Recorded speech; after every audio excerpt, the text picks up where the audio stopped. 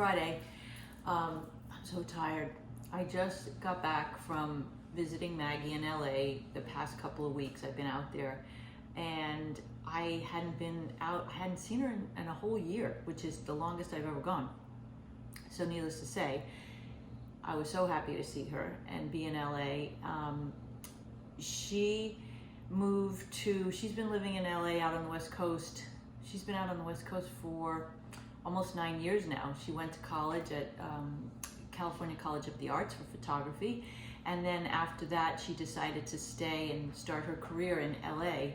And we're so proud of her. She works full-time for a big fashion brand called Talentless, who many of you know. Scott Disick started 4 years ago. They just celebrated their 4-year anniversary.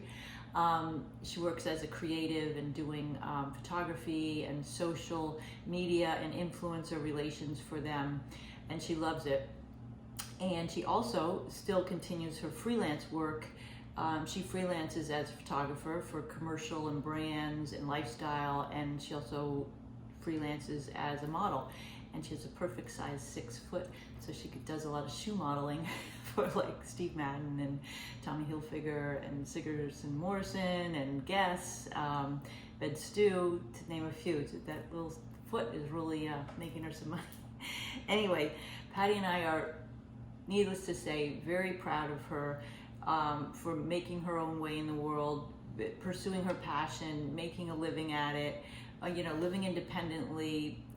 She's surrounded by wonderful creative friends out there. So to be in her world for the past 2 weeks and attend her events and watch her do photography shoots was just a mom's dream. And that's what we all wish for our children, I'm sure. I know we do. It's just that they're happy and in pursuing passions and having good work that they love and surrounded by good friends and people. So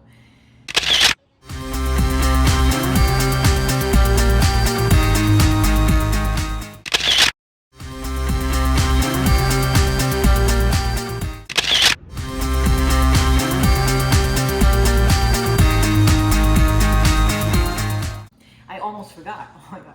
Maggie, with her great life, has all these brand, she does influencing and modeling photography for all these different brands, but it was like Christmas. I mean, I came home with some of my absolute favorite products that company she works with, but I just love these. So a woman of my age, 58, anyone out there will appreciate these. Even young people, I'm sure it's great for their skin, but this company in Malibu, California, Osea, oh my God, love. These are Osea. My eyes, that's a thing at our age, but ocean eyes, it's this little roller ball. Oh my God, I just go hoo under my eyes. It deals with wrinkles and it's so soothing and cool. It's supposed to firm and fine lines around the eyes, crow's feet, but I just love how it feels. But this little baby, I don't know how to say it, hyaluronic C serum, the C serum, oh my gosh. This stuff I do after I wash my face. Look at that. It's just so luxurious, nice sort of, I don't know, it's like an oil, but it goes right into your skin so beautifully. So I got that. Caudalie, French company. I love their serums, their face creams, their eye creams, and she gave me this Vino Perfect. Oh, I'll put all these. We women, maybe men use these too, but we need these. And this is like, I think my favorite one ever. It's called By Terry. If you could smell this. It's a lip cream or lip balm, and it smells like roses. I mean, and it's so creamy. It's almost like putting honey on your lips. Love this. And then she gave me this cute little, this is Versace perfume. Oh my gosh. Anyway, not only did she give me those things, which was so generous, but she gets just oodles of packages from brands, and she's lucky, as are all these influencers. It's the new way of advertising and marketing these days. The influencers show the products that they love and the companies that they love to work with, and they show how the clothes fit and the products work. But then she has like so many products that not one person needs.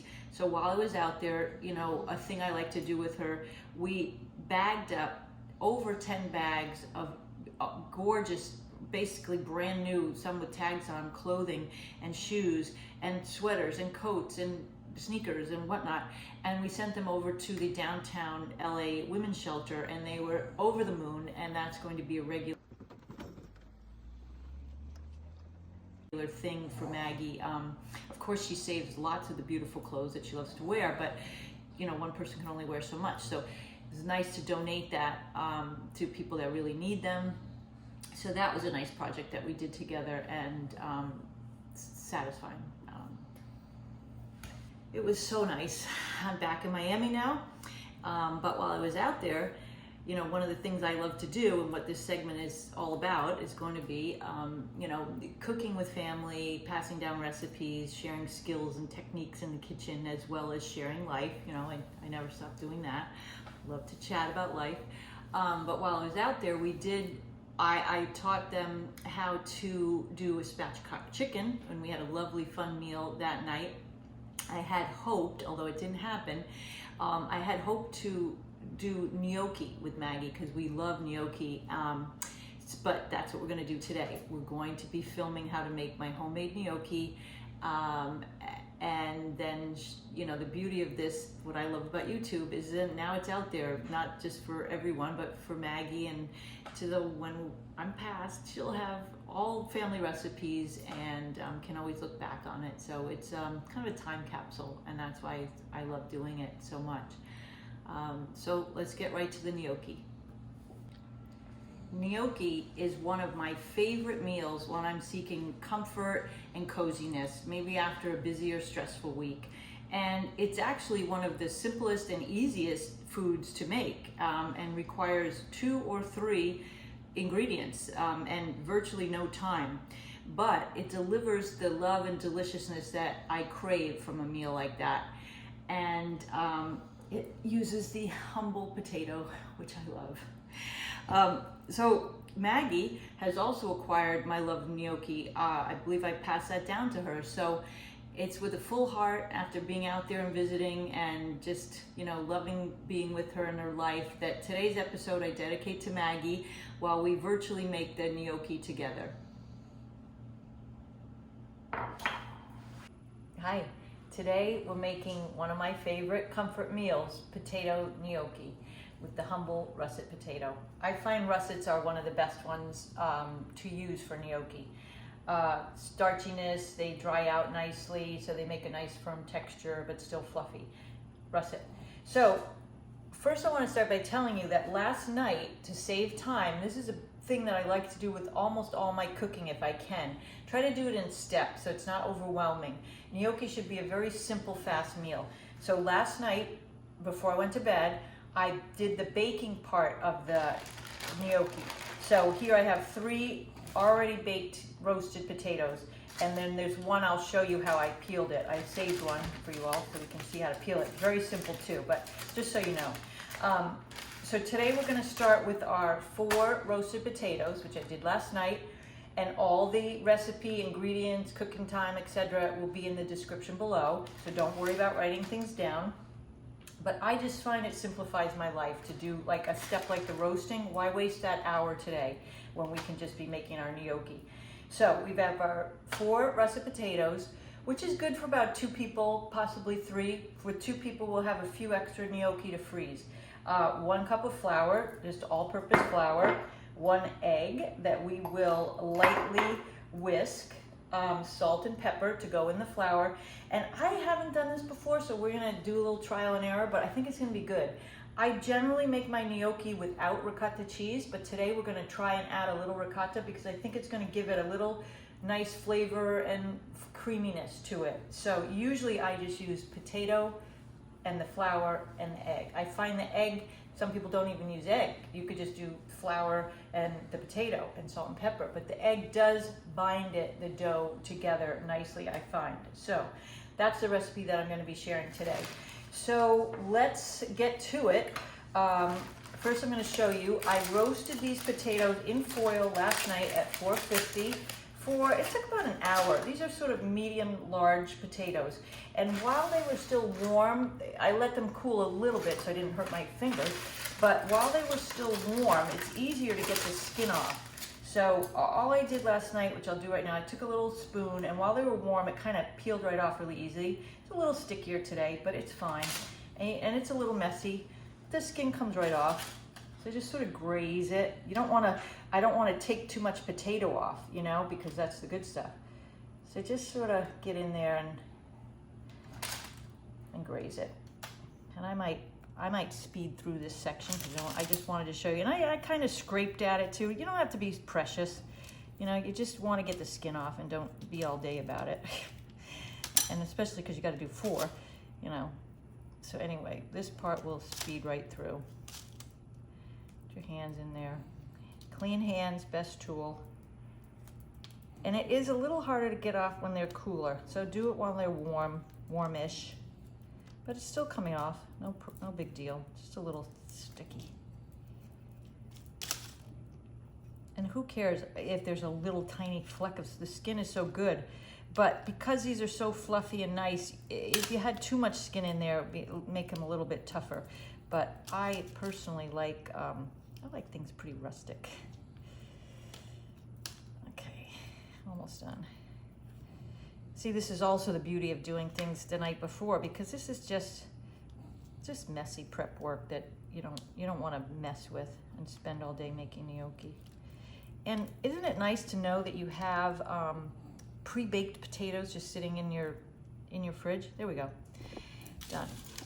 Because you could do anything with them. You could make mashed potatoes, you could make gnocchi. I'll wash my hands, be right back.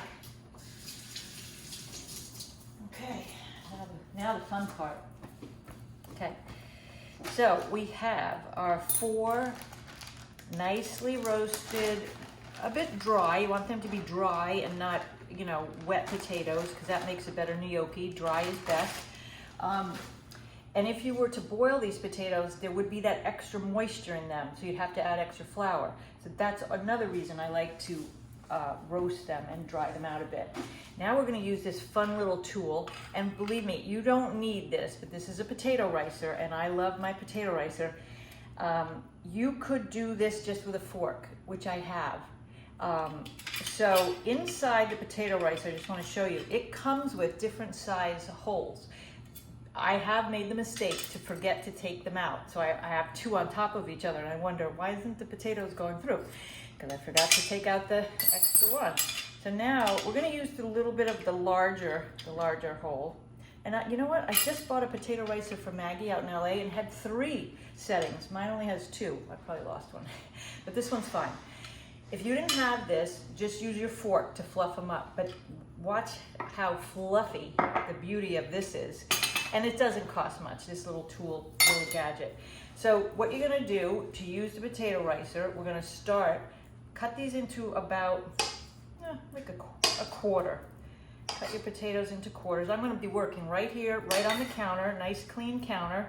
You do it on a cutting board, whatever you like. But you need, because this is where we're going to form our dough, just rustic, right on the table. I've also done it in a bowl, but I figured for taping, it's hard to see what's going on in the bowl. So I'm going to do it fun. It's going to be a bit messy, so be prepared. That's all right. We've got them cut into quarters. My work surface. You know what? Just to be, I think I'm going to put a little flour down too, because it is going to be messy and sticky. And we're going to rice these potatoes. You can get in close. We're going to rice them right onto the work surface. So this is going to form our dough making area. Watch this. It's so fun with kids. Kids would love this. Look at, how fun is that? And look how fluffy and light it is. And then you just sort of take off the excess and then just keep going. And look, it sticks. Potatoes, very sticky and starchy. Now I had 4 potatoes times 4. I have 16 quarters to do. So we'll probably speed through this.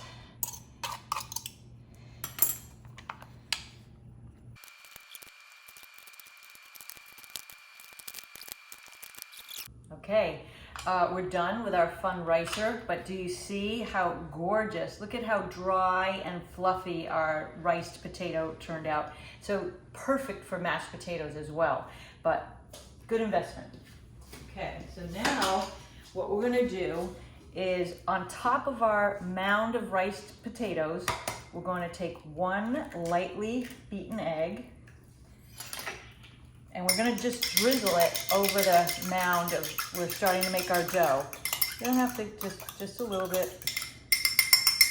Just make it so it's going to be messy, beware. That's the fun of it. Just going to drizzle it over top. This is our binder for the dough.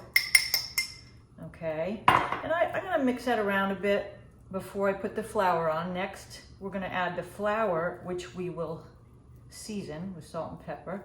This just makes it a little easier to work with. Just get that egg mixed around a bit. And then I'm going to put my flour right in there. Okay, so now I'm going to put my flour. I'm going to season it right in the bowl. I think it's easier.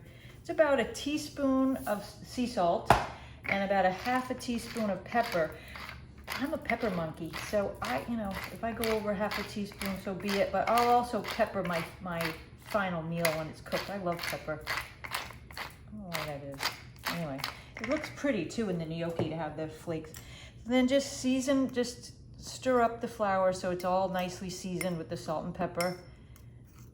And I suppose if you want to get precious again and finicky, you could use a sifter and sift your flour. I don't really roll like that.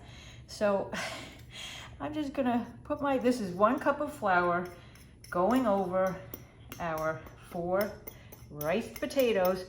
And I'll tell you what, I'm not gonna put it all in at first because humidity, the size of the potatoes, everything plays it. You don't want this overly wet or overly dry. So I have it, and I'll add, this is like making any dough. You're going to use your best judgment and make sure you like how the dough is coming out. So you can add flour, but you can't take flour out. So, put it in.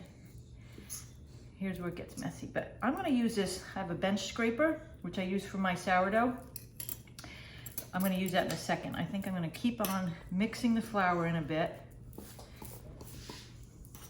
I like to be doing this over in Italy one summer, right? Or fall. Fall might even be better than summer. Beat the crowds, have it nice and cool, but there's salty. Salty. Okay. So it's still wet. So I'm gonna put in, this is my whole cup of flour, and I'm feeling like, because we're also gonna be adding, remember I said, I'm gonna try the ricotta today. So that's probably going to require maybe a little extra flour, maybe not. We'll see. But this is where we're getting our kitchen confidence. I'm teaching you. You just, go by feel. You don't have to go by the exact recipe because they're not always right. Sometimes people make mistakes on recipes. This looks pretty good. So I'm winging it with you. And I'm just going to put a few little dollops of the ricotta. Are you still taping me?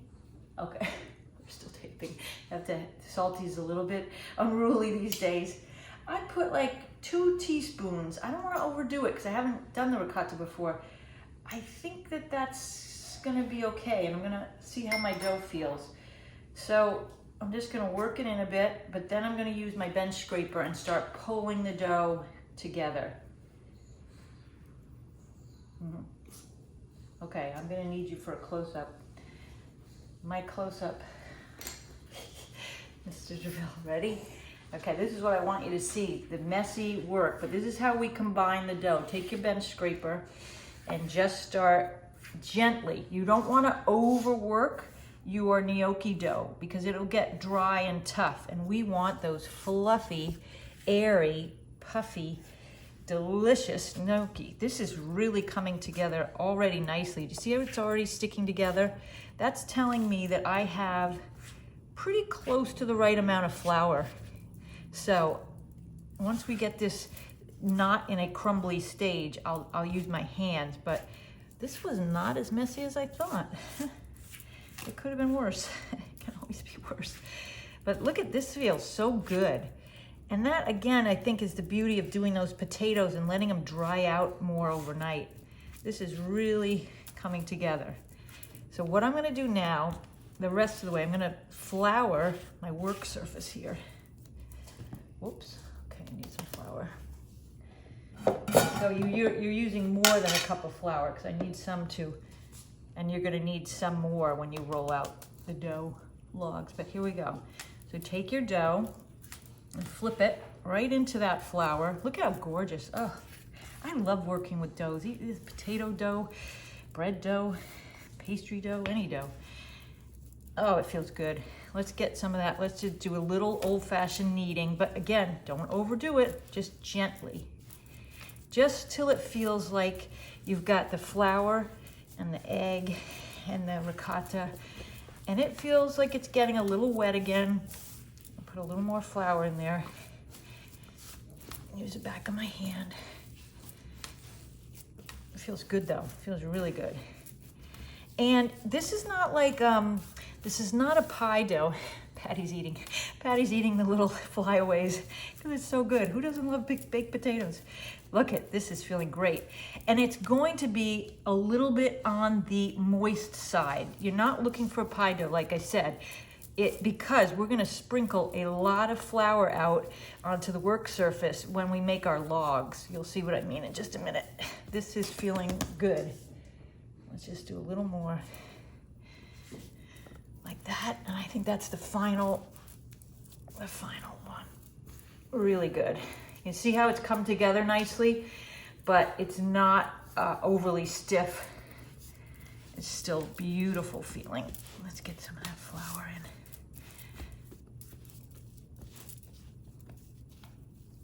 One more, two more. Okay. Got a little aggressive with that one, but that's all right. I don't want it to be too crumbly, okay? And I still have a little more rolling to go. But this is looking really good. Really good. Oh, there is our potato gnocchi dough. How that came together in like 5 minutes because we roasted those potatoes last night. Yes, it's messy. Kids will love this. So this beautiful dough, before we roll it into logs, let me get my knife, put it away, I thought I was done. You're gonna cut it into 4 sections because that'll make it easier to roll. But I'm gonna give this about just a few minutes to sit and rest, okay, while I sort of clean up my area and get ready for the next segment. So I'm gonna put a tea towel over this and just let it rest. We'll see you in 5. Okay, now another fun part of this gnocchi making process. The dough, it doesn't have to rest, but I was cleaning up and doing some things and I just cover it with a nice tea towel, give it a little rest. This dough looks, I feel really happy about the addition of the ricotta too. It feels nice, fluffy. So what we want to have ready at this point is we're going to cut our dough into 4 equal segments. We're going to have a nice baking sheet nearby with some parchment paper on it, just to protect, because I'm going to be cutting, rolling, and putting them out on parchment. And whatever we don't eat, I will flash freeze in the freezer to save for later. So I'm going to do this whole process all the way through, and then we'll probably speed along because it's going to take a while. So cut your dough into quarters, and I can feel, look at how lovely, and you see how lovely that dough is staying together. It's not crumbling apart. It just looks gorgeous. So we're gonna put these extra wedges aside. I'm gonna work with one at a time because the log gets too long to do it all in one piece. I'm gonna pick that up. I'm gonna flour my work surface here. Let me just get that off. Okay, nice floury hands, floury work surface. Okay, give yourself nice room to work. Lots of flour. I'm also going to flour my tray over here. And here we go. This takes a little, like, just gingerly sort of roll it around, get it coated. And then we're going to gently start rolling both hands. When I first started making this, years ago in New York City, I took a little class at Sur La Table. They did give great, cute little cooking classes. I go with my friends. And they told us to start the log in the middle, like both hands, and sort of gently roll out to the edges. So it just sort of, so it makes an even log as you're rolling. And I'm barely pressing. I'm just rolling ever so gently. And I give a little pressure to go out to the edges. And it's just feeling so good. So you know we put the right amount of flour, and the potatoes were riced nicely so they're fluffy and sticking together. Do you see how beautifully it's not falling apart? I'm just gently rolling the log. Make some more room. But you see, if we had tried to do that whole dough, roll it out, it'd be ridiculous. It's too much. And the nice thing about this, working like this, is you don't have to do it all at once. If we just wanted to have enough this is probably enough for 2 people right here, but we're hungry today, so we're probably gonna eat 2 sections. And I'm rolling this log out. Again, I do things rustically. It doesn't have to be exact, but to about 1/2 inch, okay? The thickness of the log is gonna be about 1/2 inch. Doesn't have to be perfect, doesn't have to be measured, but this looks good to me. This is about where I like to be.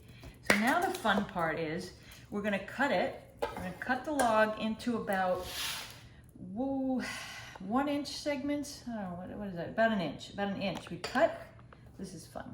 Cut. Again, don't have to be exact, but you know, you wanna be close to the inch or equal, whatever size you wanna make. An inch is nice so that they cook evenly too. You don't wanna have some that are this long and, you know, so an inch. Chop. Cut. Again, imagine being in Italy. We're gonna be in Italy. We're gonna do this with a nice glass of red wine. We've been making gnocchi. We've got our whole log cut up, and now this is a fun part, the rolling. You could be perfectly fine. They taste exactly the same way. If you were to leave your gnocchi just like this, like little pillows, and use them like that. But I want to show you, sometimes I do that a lot because I get busy. But I'm going to show you 2 techniques. Everyone knows sort of the classic gnocchi. For rolling gnocchi, I have this little rolling board with the ridges, which makes those pretty little marks. But if you don't have this, a fork. I'll show you how to do the fork method. Either way is fine. But this is sort of fun to have if you like to make a lot of gnocchi.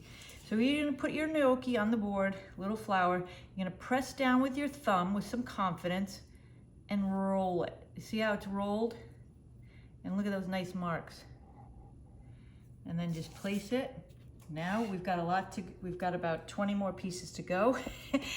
So I'm gonna do another one on the board, just because I like the board. I just take my thumb in the middle and just press down with a little bit of confidence. Let it roll over itself. Nice. Look how beautiful those are. They're not gonna be all exact. Now I'm gonna show you the fork method. I put a little flour on there, flour it. And I've seen people do it on the back of the fork, which I tend to do, or the front. I like the back for some reason. I don't know. Same thing though. Press with some confidence and roll it. A little different, a little more rustic, but fine. Look. So fork, or look at a little bit bigger ridges. So whatever you have, whatever you prefer, or just do a pillow. So easy peasy. Imagine how much fun you would have in the kitchen with your kids doing this. So, and Maggie, you and I are going to be making gnocchi in the near future. So I'm going to continue to work here, but that's the whole process. I cut it into quarters, I roll it into a log on a floured surface, I cut into 1 inch pieces, and then we roll the gnocchi on the board, the fork, or just leave as pillows. So probably going to speed through a little bit of this. We'll see you in a little bit.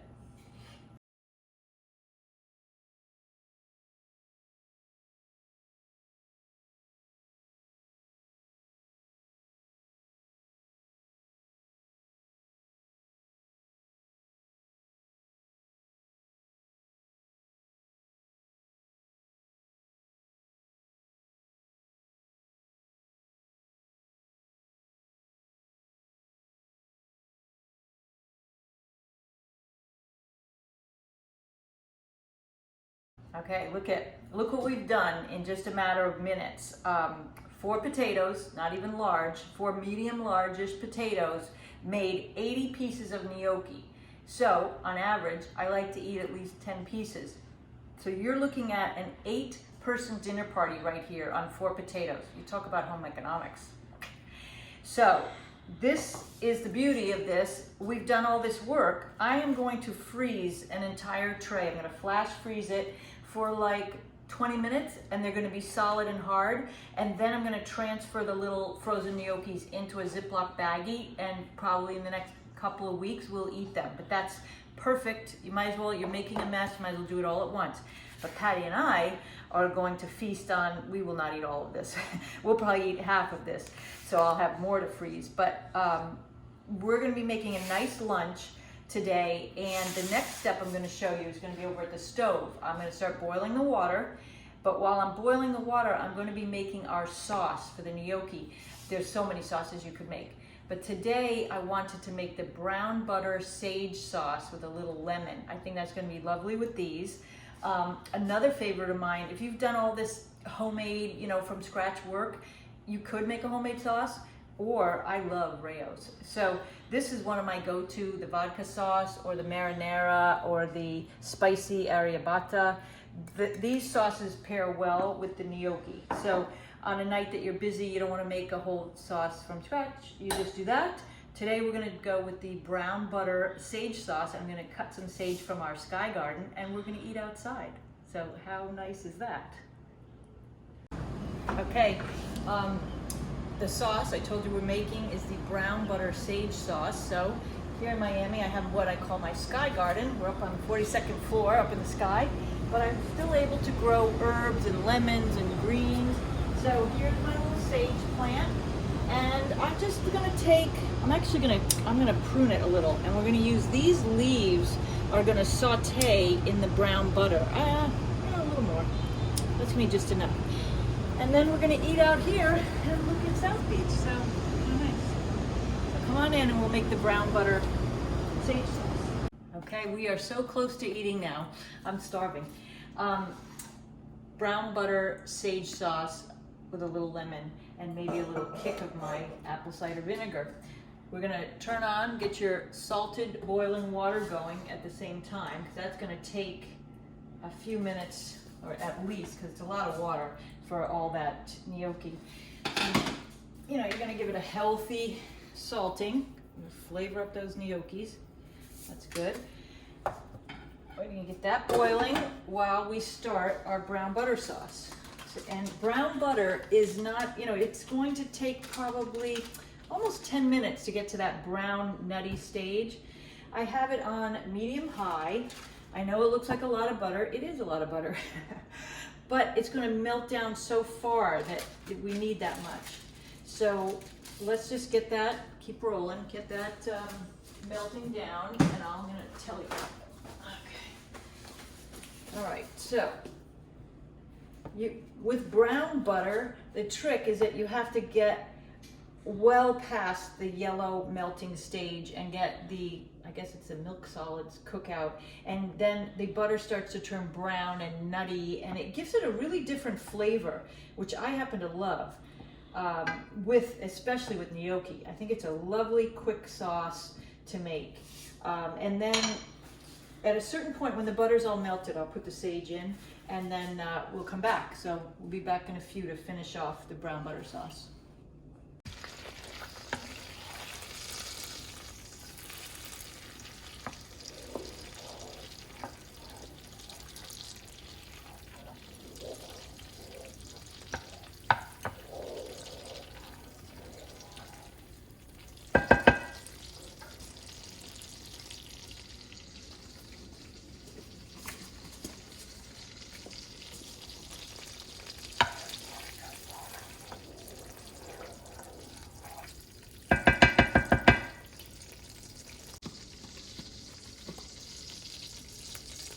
Okay, now I'm adding our lovely fresh sage leaves right into the butter, which is sauteing on medium. It's about medium now. I don't want to burn the butter, so we're going to cook it down to the brown butter stage slowly. And just, oh, I can smell it. The sage is already, I'm not going to touch these too much because I like them to stay whole, but they're already flavoring the butter. It's going to kind of come around. And it's going to take a couple more minutes and we'll start to see it turn brown and get some sort of brown bits on the bottom, which is okay. It's not burning. It's flavor.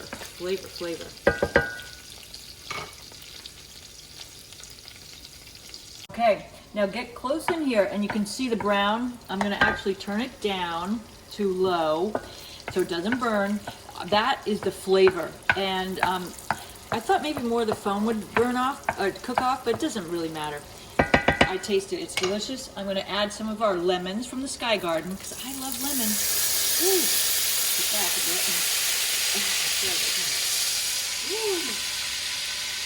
That's exciting. But see the brown color? I'm glad that happened. That is the flavor, the nutty brown butter flavor that I'm looking for. And I'm actually gonna turn this way down. That's too high. And get some nice, a little more lemon. And you know me and my apple cider vinegar. I'm going to put just a touch because I love the twang of apple cider vinegar. And this sauce, I turned off the stove top. I'm just going to let that is just about ready. See, most of the foam has cooked off. Perfect. I'm going to move it off the heat actually. Oh, that's delicious. Absolutely delicious. Okay, so, and at the same time, our water is just about, you see the bubbles, it's just about ready to, I'm gonna get the gnocchi out of the fridge now and get it ready over here. And we've got our Parmesan ready to grate over the top.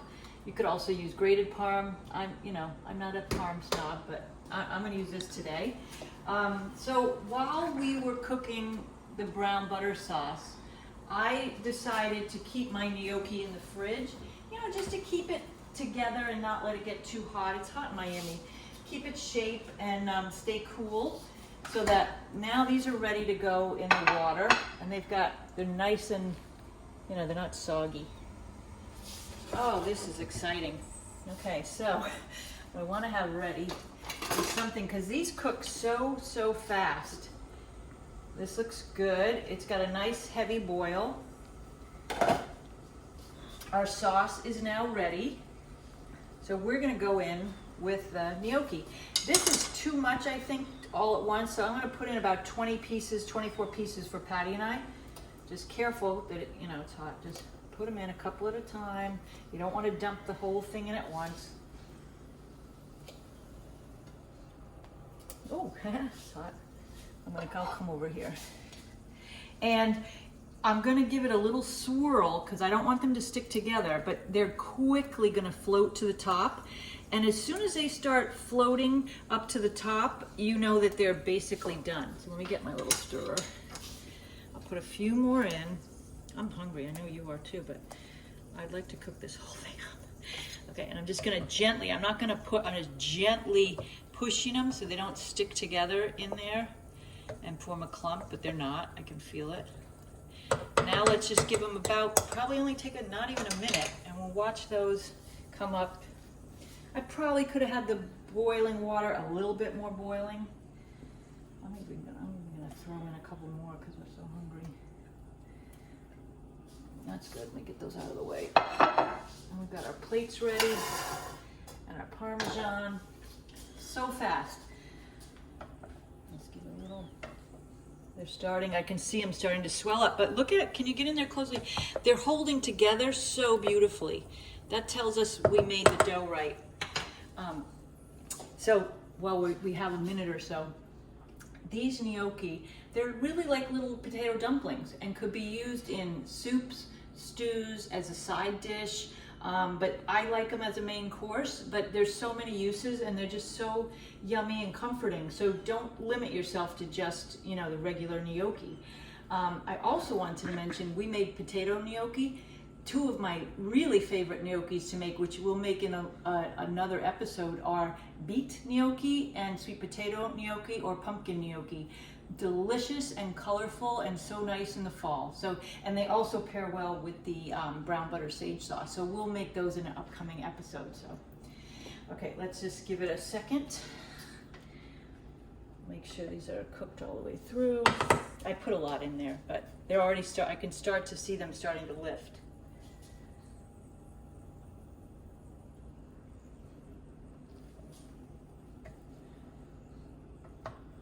Gentle, and they're not, you know, one time I made the beet gnocchi, and because it was too wet, the dough, they completely blew apart in the boiling process. So that's why it's important to make sure you have enough flour and that egg binder so that they don't just burst, you know, when they hit the boiling, because they are kind of a delicate dough.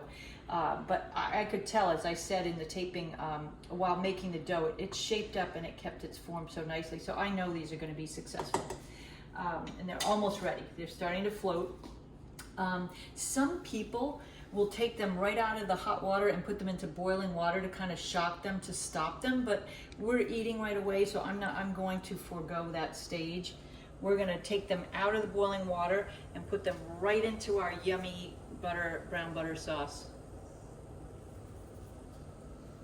And I'm gonna put the brown butter sauce on low just to keep it, looks so good, just to keep it going. And you know what I'm gonna do too? This is how you have to be kitchen confident. I love this little product, Wondra. It's like it's a quick mixing flour, and it's really used for gravies, but this is a sauce. I feel like the sauce is too liquidy, so I'm gonna quickly, oh, not too quickly because I have to open it. I'm gonna put a couple little shakes of my sauce, of my Wondra, in there just to thicken it up, because I want it to really cling. I want the sauce to cling. And look at, we're ready. They're floating. Perfecto.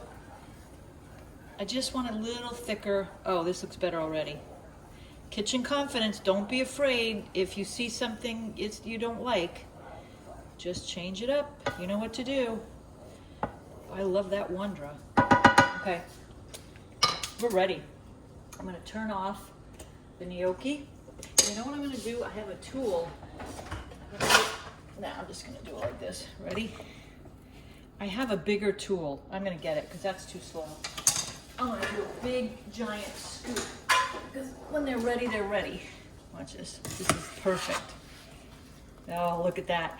And some of that nice starchy potato water. Oh, you hear that? That starchy potato water is also going to add to our sauce. Make perfect. Is there any left? There's 2 left. Okay, I'll put that aside. Turn that off. Give this a gentle toss. Turn it off now because I don't want to keep cooking. Just want to coat them up in the brown butter sauce. Oh my God, I'm so hungry. And you know what? One other addition I'm going to do here. The sage leaves, get them all coated. Doesn't that look good? I'm going to put in, because I like things a little spicy. I found this new company, Flat Iron Pepper Company. This is Sweet Heat. Doesn't that sound good? We just put a little bit of sweet heat on there, and we're ready to eat. Okay?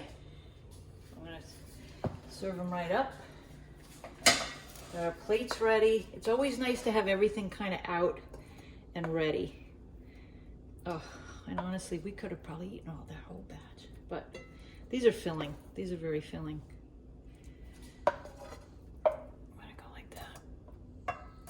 And then I'll pour the sauce, but I don't want them swimming in sauce because they're already coated. Oh. Okay, just get a little more. And if we had some crusty sourdough, wouldn't that be perfect? Now, piece de resistance, if you like Parmesan cheese, which we do. This is a meal. Okay, grab my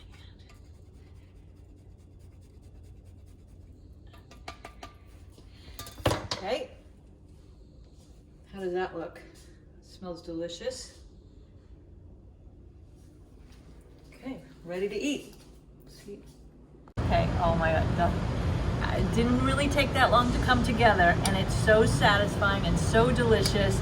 The brown butter is nutty, and I've got the sweet heat of my red pepper flakes, and that sauteed sage is so good. And I put the little lemon, and the vinegar gives it a twang. These are good, and they're so fluffy.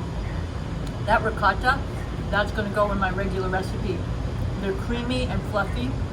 I made a difference.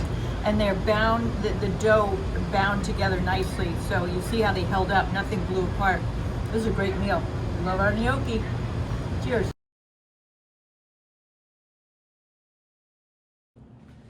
If I could do nothing else, it would be just to share my recipes and techniques and things and pass them down to Maggie. Honestly, that's what brings me the most joy, and I love doing that.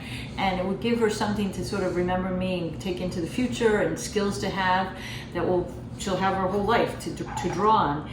Which brings me to talk about the whole kind of theme of this show is not just making gnocchi, but family, traditions, love, connection, sharing, passing down skills. They all come usually from your ancestors, parents, grandparents, uncles, aunts. And I have a great story, one which I loved hearing about, and I now understand my husband better. But when he was starting probably at the age of 7 until maybe the age of 12, so that span of 5 years, he would spend the summer with his grandparents out in New Jersey, Pop-Up Jim and his grandma Josephine, and Josephine is Maggie's middle namesake. So I love family tradition. That's a whole nother episode. But Pat would spend the summers with Pop-Pop, and they would get up at 5, which now, knowing Pat 35 years, is amazing. But he would get up at 5 with Pop-Pop, would make tea, have breakfast, and then they would go down to the basement and start by 6, and they would work all day long, standing up all day long, and all summer long too. And Pat learned from his Pop-Pop how to cane and rush chairs, which I'll try to find a nice picture and put them up of the caned chairs that Pat did that were in our main house. They're absolutely beautiful. It's a lost art, lost skill. But he learned that from his grandfather. And he did that for years, and over, that repetition, he can do it like it's nothing. And it's such a beautiful skill. And his Pop-Pop not only taught him that skill, and they shared stories together. He learned so much from him while working with him all summer. But my husband is like a jack of all trades, and people say master of none, but he's a master of all. And now he's telling me that a lot of that handiness and sort of resourcefulness, engineering, figuring things out, fix-it skills, handyman skills came from learning from his grandfather and seeing that. And I'm just a strong believer that those skills are instilled at a young age throughout your life, just working with your family members, your parents, grandparents, and it's really important to me. I love that, and it brings.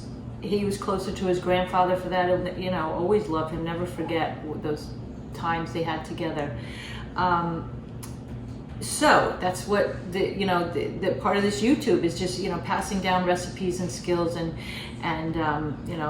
Maggie will have them to share, and I'll get her in here. Don't worry, I'll get her in there. And speaking of Maggie, I just came back from 2 weeks with her, and another thing we share is my mother passed down to me the sort of fun and art and science of shelling. It's like hunting in a way for shells. So I love to do it, and Maggie knows that, and she took me to this very beautiful beach called Abalone Cove.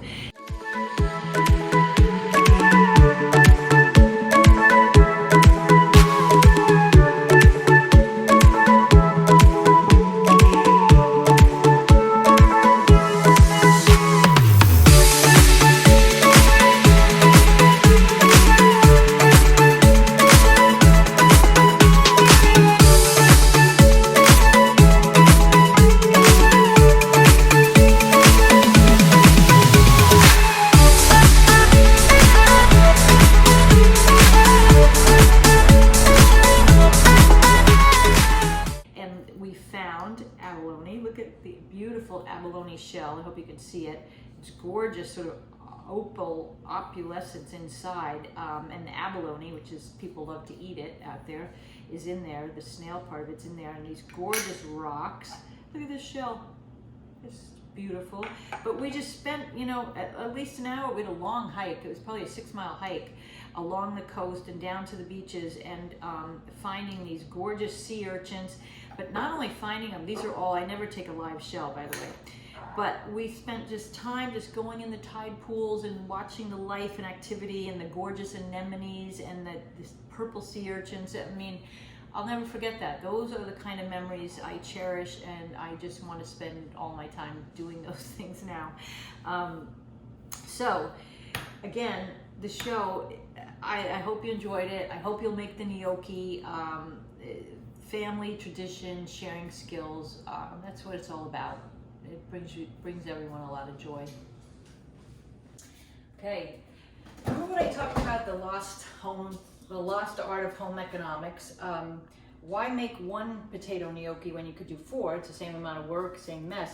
Now look, we have this beautifully frozen tray of all these gnocchis, which will feed probably between 3 and 4 people, and they'll be in the, you know, they're flash frozen, so now they're hard.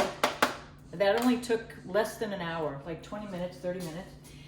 We're gonna put them into a freezer bag, but you've got to do this stage first, otherwise they'll just freeze as a big glop. So flash frozen means they are frozen separately, so they form these little sort of gnocchi rocks, just like you would freeze blueberries, raspberries, blackberries. We used to do that in Maine all the time, flash freeze things separately on trays and then put them into bags. And then just think about it, like sometime next week, all I have to do is put a boiling pot of water together. I could take a canned sauce, or I could throw together a pesto or make that brown butter sauce again. And then you have this great dinner for pennies, and it's ready in 10 minutes, not even. Because they can go right from the freezer, these gnocchis, into your pot of boiling water. And that's, 7 minutes. So it's so quick, easy, inexpensive. And I always like to try to freeze what I can when I'm making a meal, whether it be the excess or something like this. It's fresh pasta. I always freeze up fresh pasta as well. So those are going to go into the freezer now. But what I want to just tell you before we close is that when you find something like this that brings you joy, working with your family, teaching recipes, cooking, just lean into it, because that's why I'm doing this YouTube. It's bringing me a lot of joy. It's making me happy. I'm sharing, I'm nurturing. I guess my cooking is the way I show people that I love them and I connect with them, and we tell stories and we chat. So until next week, ciao, ciao. Please join me next Friday at 8 a.m. and we'll have a special Easter together. Have a great week.